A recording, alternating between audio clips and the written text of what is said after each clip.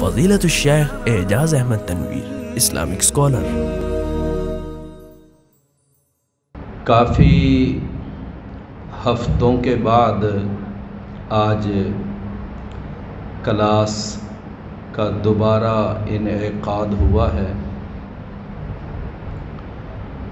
اس لیے کچھ تعداد میں آپ کو کمی نظر آ رہی ہے۔ بڑے بڑے جو مستقل اور ریگولر ساتھی وہ بھی آج نظر نہیں آ رہے۔ امید ہے انشاءاللہ اگلی جمعرات تک حاضری اس سے بہتر ہو جائے گی۔ جو بھائی کسی بھی ایسے بھائی کو جانتا ہے کہ جو کلاس میں آیا کرتا تھا تو وہ اس بھائی سے رابطہ کریں اور اس کو یاد دہانی کرائیں کہ بھائی وہ کلاس ہفتہ وار پھر شروع ہو گئی ہے، تو لہٰذا اس جمعرات ہم نے انشاءاللہ جانا ہے۔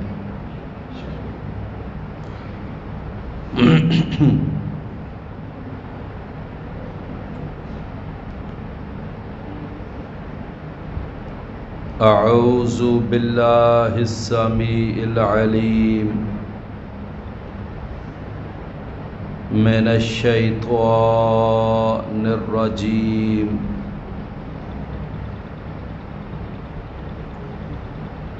من ہمزہ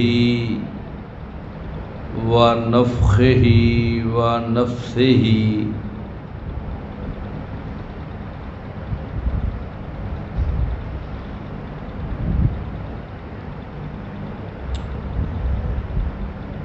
ان الذین یحبون ان تشیع الفاحشۃ فی الذین آمنوا لہم عذاب علیم۔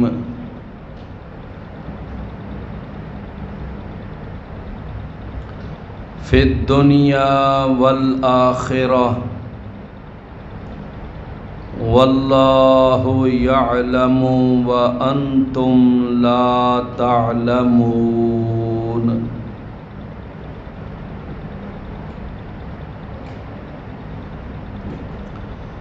ولولا فضل اللہ علیکم ورحمتہ وان اللہ رؤوف رحیم۔ ان الذین بے شک وہ لوگ جو یحبون وہ پسند کرتے ہیں ان تشیع الفاحشۃ کہ عام ہو جائے پھیل جائے فحاشی فی الذین آمنوا ان لوگوں میں جو ایمان لائے ہیں لہم عذاب علیم ان کے لیے دردناک عذاب ہے۔ فی الدنیا والآخرہ دنیا میں بھی اور آخرت میں بھی واللہ یعلم وانتم لا تعلمون اور اللہ تعالی جانتا ہے اور تم نہیں جانتے۔ ولولا فضل اللہ علیکم ورحمتہ اور اگر نہ ہوتا اللہ کا فضل تم پر اور اس کی رحمت تو یقیناً تم اللہ کی پکڑ میں آ جاتے۔ وَأَنَّ اللَّهَ رَءُوفٌ الرَّحِيمٌ اور بے شک اللہ تعالی بڑا ہی شفقت کرنے والا، رحم کرنے والا ہے۔ ابھی ہم نے جو 2 آیات سورۃ النور کی پڑھی ہیں، ان آیات میں اللہ تعالیٰ نے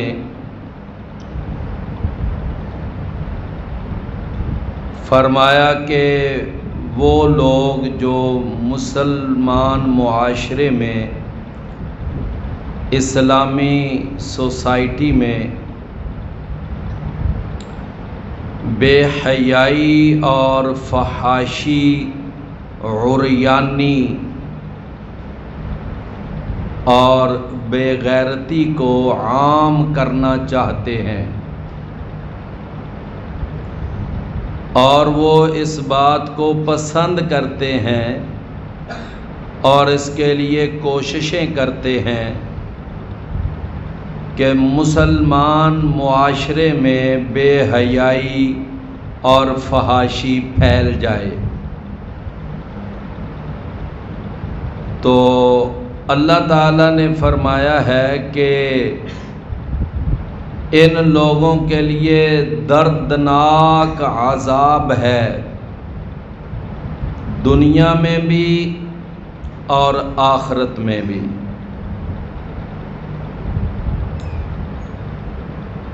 تو گویا کہ اس آیت مبارکہ میں اللہ تعالیٰ نے ہمیں یہ بات سمجھائی ہے کہ اپنے مسلمان معاشرے میں شرم و حیا والا ماحول، عزت اور آبرو والا ماحول پیدا کرو، بے حیائی والا اور فحاشی والا ماحول یہ تمہارے اندر نہیں پیدا ہونا چاہیے۔ اللہ تعالیٰ نے قرآن مجید میں ایک جگہ پر ارشاد فرمایا کہ ان اللہ یأمر بالعدل والاحسان وایتاء ذی القربى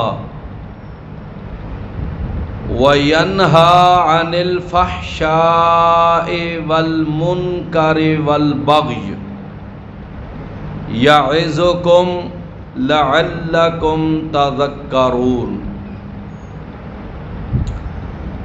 اللہ تعالیٰ تمہیں عدل کا، احسان کا اور قریبی رشتہ داروں پر مال خرچ کرنے کا حکم دیتا ہے، اور اللہ تعالیٰ بے حیائی سے اور برائی سے اور ہر قسم کے ظلم سے اللہ تمہیں منع کرتا ہے۔ اللہ تم کو نصیحت کر رہا ہے تاکہ تم نصیحت پکڑو۔ تو گویا کہ اس آیت کے اندر بھی اللہ تعالیٰ نے بے حیائی سے اور فحاشی سے منع کیا ہے کہ یہ بے حیائی اور فحاشی یہ ایک مسلمان معاشرے میں پھیلائی جائے، یہ اللہ کو پسند نہیں ہے۔ سورہ بنی اسرائیل کے اندر اللہ تعالیٰ نے ارشاد فرمایا قل حرم ربی الفواحش ما ظہر منها وما بطن، کہ میرے رب نے ہر قسم کے بے حیائی والے کام سے تمہیں منع کیا ہے، اور ہر قسم کی فحاشی کو اللہ نے حرام قرار دیا ہے۔ ما ظہر منہا وما بطن، وہ بے حیائی اور وہ فحاشی وہ سر عام ہو یا وہ اندر کھاتے ہو، لک چھپ کر ہو، ہر قسم کی بے حیائی سے اللہ نے اس کو حرام کیا ہے۔ پھر اللہ تعالیٰ نے قرآن مجید میں سورہ النجم کے اندر ان لوگوں کی تعریف کی ہے کہ جو ہر کبیرہ گناہ سے اور ہر بے حیائی والے گناہ سے بچتے ہیں۔ فرمایا الذین یجتنبون کبائر الاثم والفواحش الا اللمم۔ تو قرآن مجید کی یہ ساری آیات جو ہیں، اور پھر سورہ البقرہ میں اللہ نے فرمایا کہ یہ جو شیطان ہے نا، شیطان یأمرکم بالفحشاء والمنکر، یہ تمہیں فحاشی پہ لگانا چاہتا ہے، یہ تمہیں بے حیائی پہ لگانا چاہتا ہے۔ تو یہ جو 4 آیات میں نے آپ کو سنائی ہیں، ان چاروں آیات کے اندر اللہ تعالیٰ نے یہ بات ہمیں سمجھائی کہ بے حیائی والا ہر کام اور فحاشی والا کام اللہ کو پسند نہیں،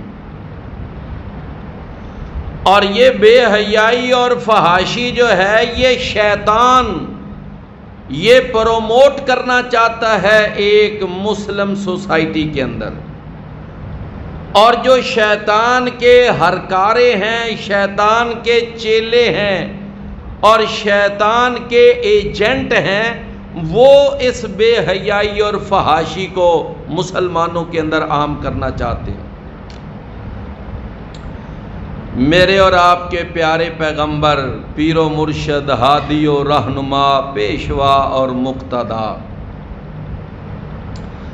ساری کائنات کے سردار، اعلیٰ اور افضل، بہتر اور برتر جناب محمد الرسول اللہ صلی اللہ علیہ وسلم نے فرمایا کہ الایمان بضع و سبعون شعبہ، کہ جو ایمان ہے اس کے 70 سے کچھ اوپر شعبے ہیں، 70 سے کچھ اوپر اس کی شاخیں ہیں ایمان کی، شعبہ۔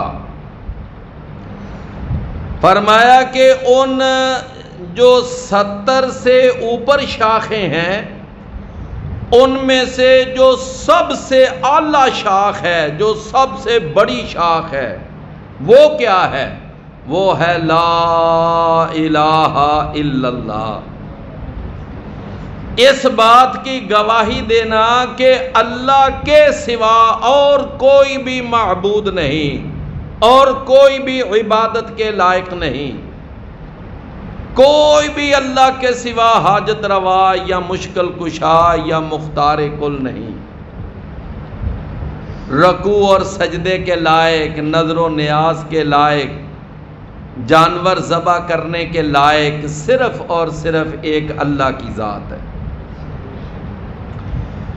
یعنی وہ جو 70 سے اوپر شاخیں ہیں، ان میں سے سب سے بڑی شاخ جو ہے وہ عقیدہ توحید ہے۔ وہ کیا ہے؟ عقیدہ توحید۔ اللہ اکبر۔ نبی کریم صلی اللہ علیہ وسلم نے فرمایا کہ جس آدمی کی موت عقیدہ توحید پہ آ گئی نا، یعنی اس کی زبان سے آخری کلمہ لا الہ الا اللہ نکلا اور پھر وہ دنیا سے چلا گیا، فرمایا داخل الجنہ، وہ آدمی لازماً جنت میں داخل ہو جائے۔ من کان آخر کلامہ لا الہ الا اللہ داخل الجنہ۔ آپ نے فرمایا یہی وہ کلمہ توحید ہے جو میں نے اپنے چچا ابو طالب پر بھی پیش کیا تھا، لیکن اس نے یہ پڑھنے سے انکار کر دیا تھا۔ اور اس نے آخری کلمہ جو اپنی زبان سے نکالا تھا وہ یہ تھا کہ انا علی ملت عبد المطلب، کہ میں اپنے آبائی دین، اپنے باپ دادا کے دین پر فوت ہو رہا ہوں۔ اور نبی صلی اللہ علیہ وسلم کے جو باپ دادا کا دین تھا وہ عقیدہ توحید پر نہیں تھا، بلکہ وہ شرک پر تھا۔ باقاعدہ نبی صلی اللہ علیہ وسلم کا جو آپ کے جو آباء و اجداد تھے وہ عزا کو پوجا کرتے تھے، منات کو پوجتے تھے اور حبل کو پوجتے تھے، اور اسی طرح لات ان کا بت تھا۔ یہ جو عزا، منات، لات، حبل، یہ سارے بت جو تھے یہ قریشیوں کے بت تھے۔ تو میں عرض یہ کر رہا تھا کہ رسول اللہ صلی اللہ علیہ وسلم نے فرمایا کہ ایمان کے 70 سے اوپر شعبے ہیں، اور ان میں سے جو سب سے بڑا شعبہ ہے وہ عقیدہ توحید ہے، لا الہ الا اللہ ہے۔ فرمایا اور اس کے بعد وہ ادناہا، اور جو سب سے ادنا شعبہ ہے، اور اس شجر اسلام کی جو سب سے چھوٹی شاخ ہے وہ کیا ہے؟ فرمایا اماطۃ الاذی عن الطریق، کہ راستے میں پڑی ہوئی کوئی تکلیف دہ چیز کو سائڈ پہ کر دینا تاکہ کسی کو نقصان نہ پہنچے، کوئی اس کی وجہ سے تکلیف میں مبتلا نہ ہو جائے۔ یہ دو شاخیں آپ نے بتا کر آگے کیا فرمایا؟ فرمایا سب سے بڑی شاخ لا الہ الا اللہ ہے، اور سب سے چھوٹی شاخ وہ ہے راستے سے تکلیف دہ چیز کو ہٹا دینا۔ اور آگے آپ نے تیسری بات بھی بیان فرمائی، فرمایا والحیاء شعبۃ من الایمان، اور یہ جو شرم و حیا ہے اور یہ جو پاک دامنی ہے، عزت و آبرو، اس کی حفاظت، نبی صلی اللہ علیہ وسلم نے فرمایا کہ یہ شرم و حیا یہ اسلام کا بہت بڑا شعبہ ہے، یہ بھی بہت بڑی شاخ ہے، اس کو معمولی نہ سمجھنا۔ والحیاء شعبۃ من الایمان۔ رسول اللہ صلی اللہ علیہ وسلم نے ایک آدمی کو دیکھا کہ وہ ایک آدمی کو کوئی نصیحت کر رہا تھا، اور وہ اس کو نصیحت کر رہا تھا شرم و حیا کے بارے میں، کہ بھائی اپنے اندر شرم و حیا پیدا کرنی چاہیے، اپنے اندر عزت اور غیرت پیدا کرنی چاہیے۔ یہ نبی کریم صلی اللہ علیہ وسلم نے ایک آدمی کو دیکھا کہ وہ یعنی یہ اس کو نصیحت کر رہا ہے، اور دوسرا آدمی جو ہے وہ اس کو کوئی خاص اہمیت ہی نہیں دے رہا، وہ اس کو بالکل یعنی اس پر توجہ ہی نہیں دے رہا، وہ ایسے سنی انسنی کر رہا ہے۔ تو نبی کریم صلی اللہ علیہ وسلم نے نا اس نصیحت کرنے والے سے فرمایا کہ اذا لم تستحی فاصنع ما شئت، کہ جب کوئی آدمی شرم و حیا چھوڑ دینا تو پھر وہ جو مرضی کرتا رہے۔ جب کسی کے اندر سے شرم و حیا ختم ہو جائے تو پھر وہ جو مرضی کرے۔ یعنی آپ نے غور کیا کہ کوئی بھی باپ اپنے بچوں کے لیے یہ جملہ کب استعمال کر، اچھا جا اب تو جو مرضی کر، میں نے اب تجھے کچھ نہیں کہا۔ یعنی یہ ایک بڑی انتہا قسم کی بات ہوتی ہے، پہناتی ہے یہ فقیر کو تاج سر دارا، جو سردار کا تاج ہوتا ہے نا یہ اس فقیر کو بھی پہنا دیتی ہے۔ اگر شرم و حیا کی پابندی کوئی کرے، پاسداری کرے، تو وہ فقیر بھی ہو تو وہ بھی قوم کا سردار بن جاتا ہے، اور جہاں شرم و حیا ختم ہو جائے، وہاں پر میرے بھائیوں بڑے بڑے اونچے حسب اور نسب بھی جو ہیں بیکار ہو جاتے ہیں۔ وہی فرد ہے ملت کی آنکھوں کا تارا، شباب ہو جس کا بے داغ اور ضرب ہو کاری۔ اقبال نے کہا تھا کہ جس کا شباب، اس کی جوانی بے داغ ہو اور اس کی ضرب کاری ہو، تو یہ شخص جو ہے یہ اپنی ملت کی آنکھوں کا تارا ہوتا ہے۔ تو میرے پیارے بھائیوں، یہ قرآن مجید کی آیت بھی ہمیں اس بارے میں بتا رہی ہے کہ اپنے معاشرے کے اندر شرم و حیا کا ماحول پیدا کرنا چاہیے۔ بے حیائی اور فحاشی اس کو اپنے معاشرے کے اندر نہیں آنے دینا چاہیے۔ یہ ایک بہت بڑا ناسور ہے، یہ بے حیائی اور فحاشی والا سلسلہ۔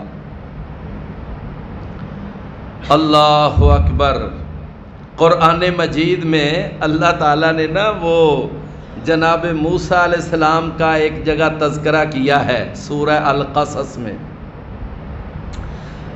فرمایا کہ موسیٰ علیہ السلام جب گئے مدین کے علاقے میں، اور وہاں 2 لڑکیاں ان کی بکریوں کو پانی پلایا، اور جا کر ایک سائڈ پہ کھڑے ہو گئے۔ وہ بکریاں لے کر دونوں لڑکیاں جب اپنے گھر پہنچیں تو انہوں نے جا کر اپنے والد گرامی کو سارا واقعہ سنایا کہ آج اس طرح ایک نوجوان تھا وہاں، اس نے ہماری بکریوں کو پانی پلایا ہے۔ تو باپ نے کہا جاؤ اس نوجوان کو بلا کر لاؤ۔ میں مختصر کرتا ہوں بات۔ قرآن مجید میں اللہ تعالیٰ نے پھر وہ نقشہ بیان کرتا ہے۔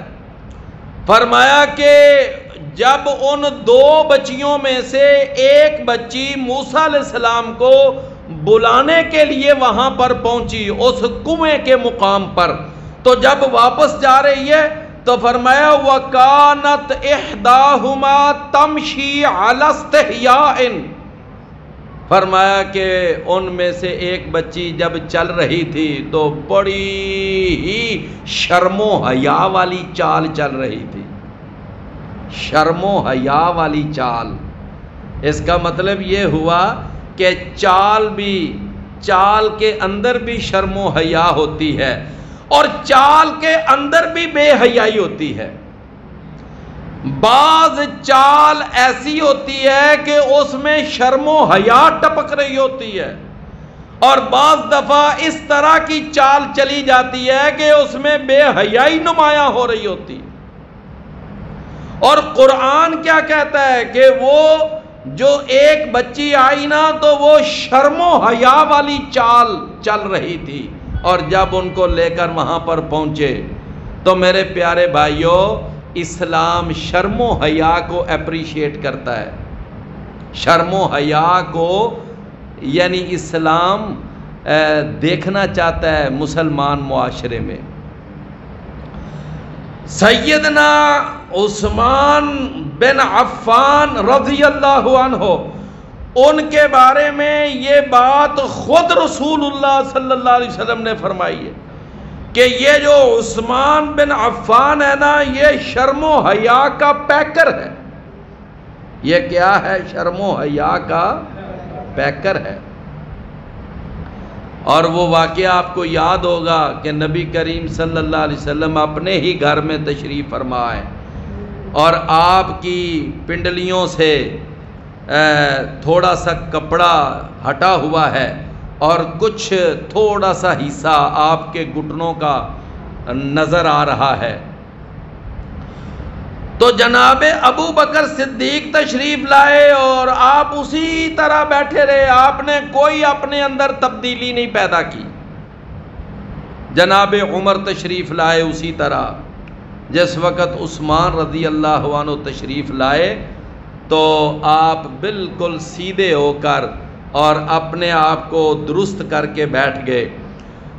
تو جس وقت یہ تینوں اسلام کے مسلمانوں کے عظیم سردار جب اٹھ کر چلے گئے تو اماں جی سیدہ عائشہ نے سوال کر دیا، پوچھ لیا اللہ کے رسول میں نے آج یہ ایک عجیب سا معاملہ دیکھا، میرے ابا جی تشریف لائے، آپ ویسے بیٹھے رہے، جب حفصہ کے ابو آئے تو آپ نے کوئی تبدیلی نہیں پیدا کی، لیکن جب عثمان بن عفان آئے تو آپ بالکل سیدھے بھی ہوئے، کپڑا بھی آپ نے صحیح کیا، اپنی پوزیشن کو بہتر کیا اور آپ ٹھیک ٹھاک ہو کر بیٹھ گئے۔ تو رسول اللہ صلی اللہ علیہ وسلم نے پتہ اس وقت یہ جملہ فرمایا تھا اپنے پیارے لبوں سے، اپنی میٹھی زبان سے، آپ نے فرمایا تھا کہ یہ عثمان وہ اللہ کا بندہ ہے اور یہ وہ میرا صحابی ہے کہ اما کیا میں اس آدمی سے حیا نہ کروں کہ من تستحیی منہ الملائکہ، کہ جس سے اللہ کے فرشتے بھی حیا کرتے۔ یہ اتنا شرم و حیا والا ہے، اتنا شرم و حیا کا پیکر ہے کہ اللہ کے فرشتے بھی اس کا حیا کرتے۔ تو میں نے آپ کو نا قرآن مجید کی کچھ آیات اور کچھ اللہ کے رسول کی احادیث اور کچھ اسلامی واقعات یہ بیان کر کے یہ عرض کرنے کی کوشش کی ہے کہ اسلام کے اندر شرم و حیا کا ایک بڑا مقام ہے، اور اس آیت میں اللہ تعالیٰ نے ان لوگوں کی حوصلہ شکنی فرمائی ہے اور ان کو اللہ نے نصیحت فرمائی اور ان کو دھمکی دی ہے اور ڈانٹ پلائی ہے۔ کون لوگ؟ فرمایا کہ وہ لوگ کہ جو مسلمانوں کے اندر بے حیائی کو پھیلانا چاہتے ہیں، مسلمانوں میں فحاشی کو عام کرنا چاہتے ہیں، تو ایسے لوگوں کے لیے اللہ نے فرمایا دردناک عذاب ہے، دنیا میں بھی اور آخرت میں بھی۔ ایک میں نے نا تفسیر کے اندر پڑھا ہے تو انہوں نے لکھا ہے کہ یہ جو لفظ ہے نا ابھی ان الذین یحبون ان تشیع الفاحشۃ،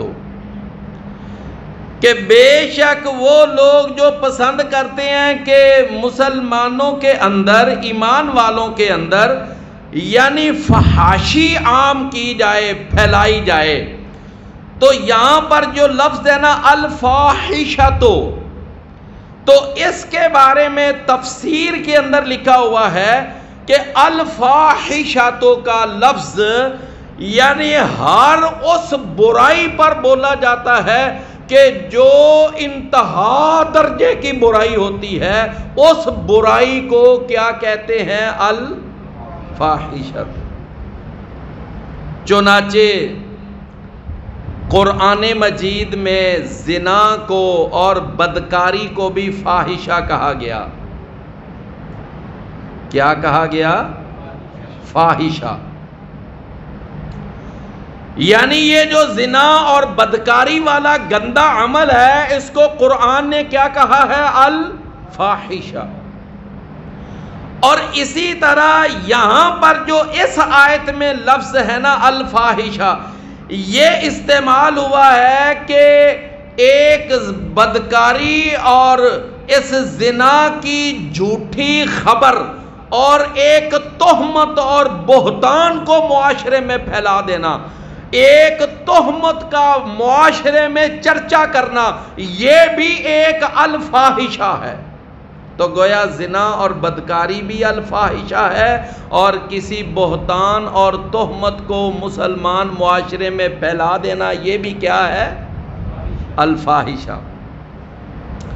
اور تیسرے نمبر پر انتہا درجے کا جو بخل ہوتا ہے نا، اس کو بھی الفاحشہ کہتے ہیں، اور بھی کئی بہرحال الفاظ۔ تو اس مقام پر نا اللہ تعالیٰ نے اماں جی سیدہ عائشہ رضی اللہ عنہا، ان پر جو ایک جھوٹا الزام لگا، ان پر جو ایک تہمت لگی اور بہتان گڑا گیا، اور پھر ان کی شخصیت کو داغدار کرنے کی کوشش کی گئی، اور پھر مسلمان معاشرے میں رسول اللہ صلی اللہ علیہ وسلم کو ہدف بنایا گیا، سیدنا ابو بکر رضی اللہ عنہ کو معاشرے میں بدنام کرنے کی کوشش کی گئی.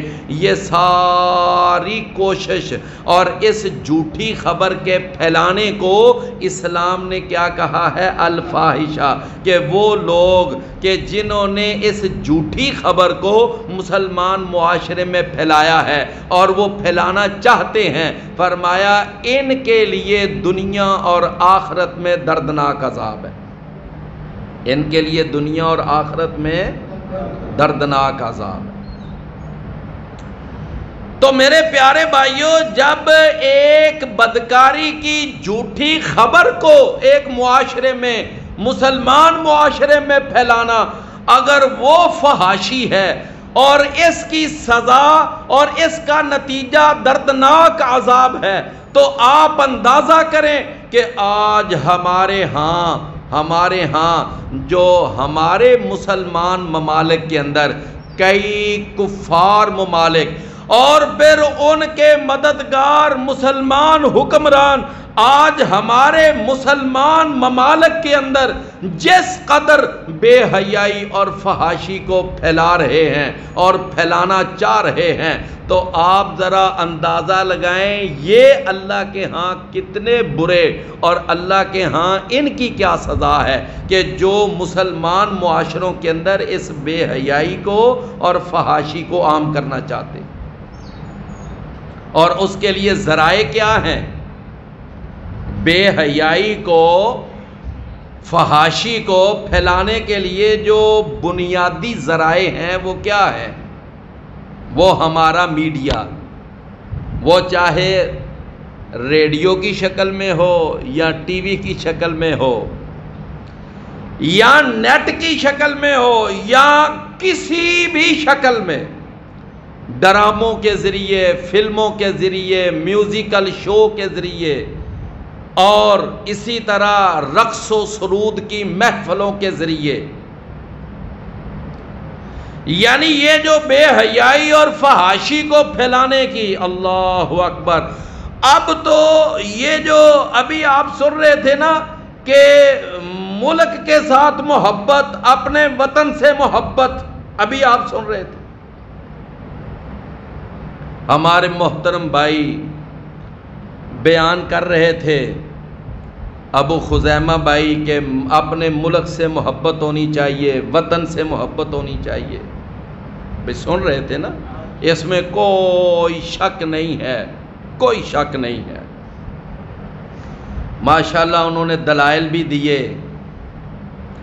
کہ نبی کریم صلی اللہ علیہ وسلم کو اپنے مکہ سے محبت تھی، مدینہ گئے، مدینہ سے محبت پیدا ہو گئی، اور جب دور سے آپ آتے سفر سے اور مدینہ کو دیکھتے تو آپ باغ ہو جاتے اور آپ فرماتے کہ ھذا طیبۃ و تابۃ، یہ طیبہ ہے، یہ تابہ ہے. لوگ اس کو یثرب کہتے ہیں، میں اس کو طیبہ کہتا ہوں. نبی کریم صلی اللہ علیہ وسلم نے مدینہ کا ایک نام طیبہ اور ایک نام تابہ یہ بھی رکھا. تو میرے پیارے بھائیوں، یہ بات بالکل ٹھیک ہے کہ اپنے وطن سے محبت کرنی چاہیے، ہونی چاہیے. کیوں بھائی، بات سمجھ آ رہی ہے نا؟ لیکن اگر یہ محبت جو ہے نا اپنی حد کراس کر جائے نا تو پھر یہ خطرناک بھی ہو جاتی ہے. کیوں بھائی؟ کوئی بھی چیز، یہ کوئی صرف وطن کی محبت کی بات نہیں، کوئی بھی چیز لے لیں، کوئی بھی چیز جب اپنی حد کو کراس کر جاتی ہے تو پھر وہ ایک ناجائز چیز کے اندر داخل ہو جاتی ہے. آپ پہلے ایک مثال ذرا دیکھیں کہ ہوا اگر ایک مناسب حد تک چلے تو وہ بڑی خوشگوار لگتی ہے، بڑی پیاری لگتی ہے اور وہ طبیعت کو بہت اچھی لگتی ہے. لیکن یہی ہوا اگر آندھی کی شکل اختیار کر جائے تو پھر، اگر یہ ہوا آندھی کی شکل اختیار کر جائے تو پھر یہ تباہی لاتی ہے. پھر اس کے ساتھ مکانات تباہ ہو جاتے ہیں، بڑی بڑی یعنی اس کے اندر تباہی کے مناظر سامنے آتے ہیں، اموات واقع ہو جاتی ہیں. بارش ہے، بارش اللہ کی رحمت ہے، اس میں کوئی شک نہیں ہے، لیکن جب یہ بارش بہت زیادہ آ جائے اور جب یہ بہت زیادہ وافر مقدار میں آ جائے تو یہ سیلاب کی شکل اختیار کر جاتی ہے، اور جب سیلاب بن کر آئے تو پھر کیا ہوتا ہے؟ آپ نے دیکھا یہ تونسا شریف، یہ جنوبی پنجاب کے اندر، وہاں پر کتنی تباہی آئی ہوئی ہے کہ دیہاتوں کے دیہات تباہ ہو چکے. تو یہ دو مثالیں جو ہیں نا، پہلے ذرا ذہن میں رکھیے کہ اگر ہوا ایک مناسب حد تک ہو تو وہ بڑی خوشگوار، بہت پیاری اور بہت اچھی، اور اسی طرح بارش بھی ایک مناسب حد تک ہو تو وہ بھی بہت اچھی لگتی ہے، بہت بڑی رحمت ہے. لیکن جب یہ حد کراس کر جائے اور بہت آگے نکل جائے، انگلش میں ایک محاورہ ہے کہ access in every thing is bad, کہ کسی بھی چیز کے اندر جو زیادتی ہوتی ہے وہ بری ہوتی ہے. اب میرے پیارے بھائیوں، اب یہی وطن کی محبت اب اس حد تک اگر چلی جائے کہ ہمارے ملک کے اندر جو اسلامی ملک ہے، وہاں پر نوجوان لڑکے اور نوجوان لڑکیاں اب مخلوط ڈانس کرنے لگ جائیں، تو مجھے آپ بتائیں کہ یا یہ محبت جو ہے وطن کی، کیا اللہ کو پسند ہے؟ بتائیں نا، کیا یہ پسند ہے اللہ کو کہ نوجوان لڑکیاں نوجوان لڑکے ڈانس کر رہے ہیں اور رقص ہو رہا ہے، اور پھر جناب وہ پرچم والا لباس پہنا ہوا ہے، اس کے اوپر یوم آزادی لکھا ہوا ہے، 14 اگست لکھا ہوا ہے، اور ڈانس ہو رہا ہے، اور باقاعدہ میڈیا پہ دکھایا جا رہا ہے، پوری دنیا کا میڈیا دیکھ رہا ہے. میرے بھائیوں، یہ حب الوطنی نہیں ہے، یہ وطن کی محبت نہیں ہے، بلکہ یہ وطن پرستی ہے. اس کو کیا کہیں گے؟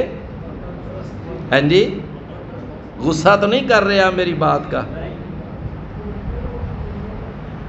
بھائی یہ جو ہے نا، یہ وطن کی محبت نہیں، بلکہ اب یہ آگے چلی گئی ہے بات، یہ حد کراس ہو گئی ہے. اب یہ حب الوطنی سے یہ وطن پرستی کے اندر چلی گئی ہے. اور اقبال نے کہا تھا، اقبال جس نے اس ملک پاکستان کا تصور دیا تھا، اقبال کا یہ شعر ہے، اس نے کہا تھا کہ ان تازہ خداؤں میں بڑا سب سے وطن ہے، جو اس کا پیراہن ہے وہ ملت کا کفن ہے.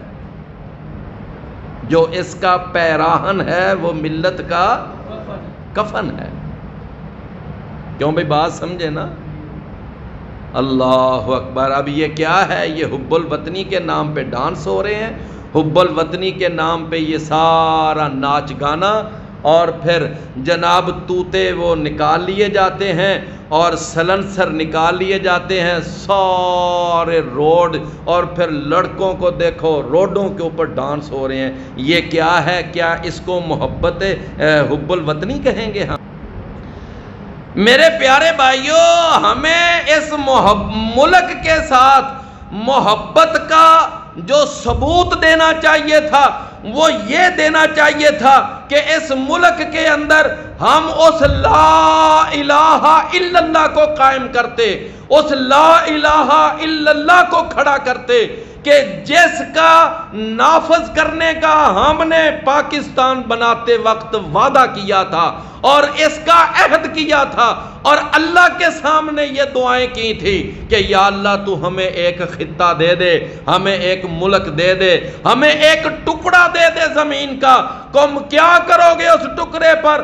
جی اللہ، ہم اس کے اوپر تیرے اسلام کو کھڑا کریں گے، عقیدہ توحید کو نافذ کریں گے، اتباع سنت کا پرچار کریں گے, نماز کا قیام ہوگا, زکوٰۃ کا نفاذ ہوگا, وہاں پر ہم شرم و حیا کو قائم کریں گے. ہم نے یہ سارے وعدے, میرے پیارے بھائیوں, یہی تھا نا نعرہ کہ پاکستان کا مطلب کیا اور آگے کیا تھا؟ پاکستان کا مطلب کیا؟ لا الہ الا اللہ, اور آگے محمد وہ آگے انڈرسٹوڈ ہے. انڈرسٹوڈ کا معنی سمجھتے ہیں نا, یعنی وہ آپ کو لفظوں میں اگرچہ نظر نہیں آ رہا لیکن وہ موجود ہے, اس لیے کہ جب تک محمد الرسول اللہ صلی اللہ علیہ وسلم کی رسالت کا اقرار نہیں کریں گے اس وقت تک لا الہ الا اللہ بھی بے معنی ہے. کیوں بھئی بات سمجھے نا بھئی؟ لا الہ الا اللہ اور محمد الرسول اللہ یہ دونوں مل کر تو دین مکمل کرتے ہیں. لا الہ الا اللہ بتاتا ہے کہ تم نے عبادت کس کی کرنی ہے, محمد الرسول اللہ کا جملہ بتاتا ہے کہ تم نے عبادت کیسے کرنی ہے. عبادت کرنی ہے اللہ کی, اور یہ ہمیں لا الہ الا اللہ نے بتایا کہ نہیں ہے کوئی معبود سوائے اللہ کے. اب اگلا سوال ہے کہ اب اللہ کی عبادت تو کرنی ہے لیکن کرنی کیسے ہے؟ تو پھر آگے محمد رسول اللہ اس نے بتایا کہ ہم نے عبادت اس طرح کرنی ہے جیسے ہمیں محمد رسول اللہ بتائیں گے. کیوں بھئی بات میری سمجھ رہے ہیں نا؟ اللہ اکبر. میں نے ابھی آپ کو تھوڑی سی بات کی ہے نا کہ جو بھی چیز اپنی حد سے آگے نکل جاتی ہے نا تو آگے گمراہی ہے. آگے کیا ہے؟ گمراہی ہے, آگے تباہی ہے, آگے بربادی ہے. لہذا ایک حد تک جو ہے نا وہ رہنا چاہیے, وہ حد تک رہنا چاہیے. اچھا ہمارا کلمہ وہ کہاں تک ہے بلا؟ لا الہ الا اللہ اور آگے محمد الرسول. میں نے نا تھوڑے دن ہوئے ہیں 13 یا 12 اگست تھی تو میں نے ایک واٹس ایپ پہ ایک پوسٹ دیکھی اور اس پہ لکھا ہوا تھا کہ اس وقت 14 اگست کے موقع پر جو سٹال لگے ہوئے ہیں نا جہاں پر جھنڈیاں بک رہی ہیں اور وہ سٹیکر بک رہے ہیں اور وہ کیا ہوتے ہیں وہ بیج بک رہے ہیں اور اسی طرح کی شرٹیں اور یہ ساری چیزیں باقاعدہ سٹال لگ جاتے ہیں اور نوجوان لڑکے لڑکیاں وہاں پر جا کر خریداری کرتی ہیں, گاڑیوں کے اوپر یہ سارا سلسلہ کیا جاتا ہے. تو ایک میں نے پوسٹ دیکھی کہ اس دفعہ یعنی 14 اگست پر اس طرح کی جھنڈیاں اور اس طرح کے جھنڈے وہ بھی مارکیٹ میں لانچ کیے جا رہے ہیں کہ جس کے اوپر لکھا ہوا ہے پاکستان کا مطلب کیا؟ لا الہ الا اللہ محمد الرسول اللہ علی ولی اللہ. یعنی یہ بھی جھنڈے اب اس 14 اگست کو لانچ کیے جا رہے ہیں. اچھا میں نے سمجھا کہ شاید یہ بات ہے, ایسے ہی میں نے پوسٹ پہ دیکھ کر بس نظر انداز کر دی. لیکن میں 14 اگست وہ اتوار کا دن تھا, مرکز اقصی درس دینے کے لیے جا رہا تھا. تو وہاں جب میں ماسٹر سٹی سے گزرا نا, نہر کے اوپر سے جا رہا تھا, تو وہاں پر میں نے باقاعدہ نوجوان لڑکوں کا ایک بہت بڑا گروپ دیکھا. ان ساروں کے ہاتھوں میں جھنڈے اور ہر جھنڈے پہ یہ لکھا ہوا تھا کہ لا الہ پاکستان کا مطلب کیا, اور آگے لا الہ الا اللہ محمد الرسول اللہ اور علی ولی اللہ. لا الہ الا اللہ بھی چھوٹا سا, محمد الرسول اللہ بھی چھوٹا سا, لیکن علی ولی اللہ اتنا بڑا لکھا ہوا تھا کہ وہ دور سے دکھائی دے رہا ہے, لیکن لا الہ الا اللہ اور محمد الرسول اللہ بالکل چھوٹا سا, بڑے غور سے دیکھیں تو نظر آتا تھا. اب مجھے آپ بتائیں یہ کیا ہے؟ یہ حب الوطنی ہے؟ ذرا ایمانداری سے بتائیں، کیا ہم اس کو حب الوطنی کہیں گے یا ہم اس کو وطن پرستی کہیں گے؟ بلکہ وطن پرستی کے اندر شرک کی برمار، اس میں شرک آ گیا ہے۔ اللہ اکبر۔ تو میں عرض یہ کر رہا تھا کہ میں اپنے بھائی ابو خزیمہ بھائی کی بات کی تائید کرتا ہوں کہ وطن سے محبت ہونی چاہیے۔ سمجھ آئی نا بات؟ اس میں کوئی شک والی بات نہیں۔ بڑی دیر کی بات ہے، میں چونکہ جماعت کے ساتھ شروع سے الحمدللہ وابستہ ہوں، آج میں دل میں بات آئی ہے تو میں کہہ دیتا ہوں۔